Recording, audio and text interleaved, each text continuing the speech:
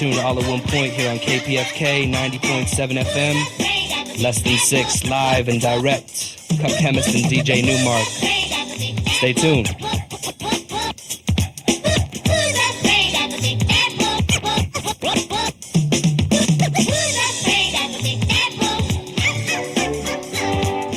The first way to get out of check, and often the most common one should look for, is can I capture the enemy piece that is attacking my king? In this position, black could actually move the rook from e2 to b2 and capture the piece that is attacking his leader. Often the second option you should look for when your king is under attack is if you can block the piece that's checking your king. In this case, the rook could also move backward to the square e5, which, by interposing the diagonal between the queen and the king, the rook has blocked the check to the king on f6. The third option to get out of check is simply to move the king to safety. Black could move the king to f5, g5, g6, f7, e7, or e6 to get out of check here. Note that neither g7, still in check, nor e5 get out of check. Those two squares would not be legal for the king to find safety. Checkmate is when a king is under fire, just as I showed in the last example, but none of the three options, to capture, block, or run away, is available to the king. This is called checkmate, and it ends the game immediately. In this position, black actually has several ways to deliver checkmate to the white king. The first and most common is what we refer to as a helper mate. The queen has placed herself directly in front of the white king. This king clearly cannot find safety on either of these two squares, as they are attacked by the enemy queen. But because this king helps the queen, the white king is also not allowed to capture. As we learned earlier, you can never place your king under check by an enemy piece, even if that piece is the enemy king himself. This is one example of a helper checkmate. The other example is on the square g2. Just like before, the king is attacked and he's trapped, with no ability to find safety, no ability to capture, and obviously no piece to block to protect. Three other examples of checkmate in this position are queen to c1, where just like a rook, the queen is delivering a check, and this king is unable to find safety on either of these squares as they are both controlled and protected by the black king. Both b1 and a1 deliver checkmate in similar fashion. A very common source of confusion for beginner chess players is the difference between checkmate and stalemate. The difference between these two positions is that in the previous one, the king is under attack, directly opposed by the enemy black queen. In this position, while it is also one that white cannot find safety with any king move, as every one of those squares is under attack by black, it is not indeed checkmate because the king is not currently being attacked by an enemy black piece.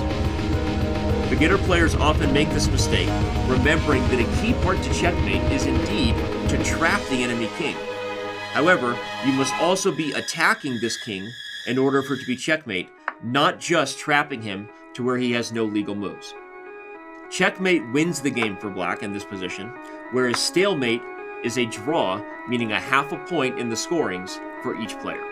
In the position you see before you, both white and black have their kings on what you'll learn is their starting position, along with each player possessing one rook in the corner. To illustrate the two different ways to castle, one to the short side of the board, meaning only two squares between the king and rook, and for black to the long side of the board, we have three squares between the king and the rook. We've set up both white and black with different starting positions.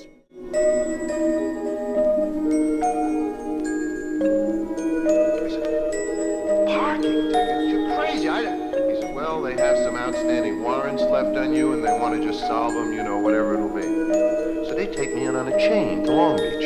And now they lock me up in the cell behind the courtroom in Long Beach while I'm awaiting to be heard on my traffic offenses. Parking tickets. And I'm panicked. I'm thinking, oh my God, man, while I'm here, don't hold me. Actually, what's to stop them?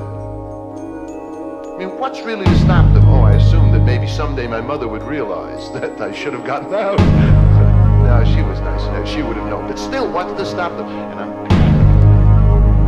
And finally, they called me. To castle, for white, moving 2 squares to g1, followed by the rook hopping over to the f1 square, is what a completed castle position looks like for the short side of the board for white. Moving to the long side of the board for black, the king would move to c8, and the rook would land on the d8 square. Castling, as said, is the only move where you can move 2 pieces at once, and you can only castle if both of those pieces have not yet moved at all from their original squares.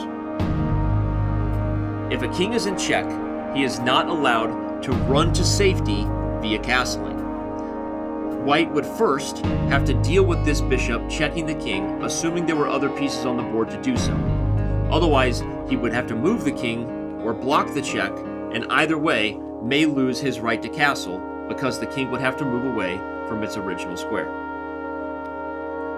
Similarly, we look across to this side of the board, where even though the black king is not currently in check, in order to pass to the c8 square, you would have to cross over the d8 square, which is currently under the eyes of the gazing bishop on g5.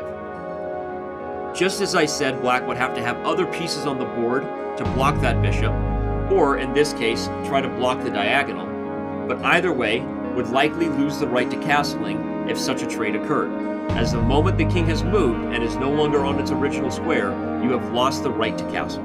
In this position, if white tried to go 2 squares with a pawn, right beside this pawn on the 4th rank, black would have the option, not the obligation, to capture this pawn en passant.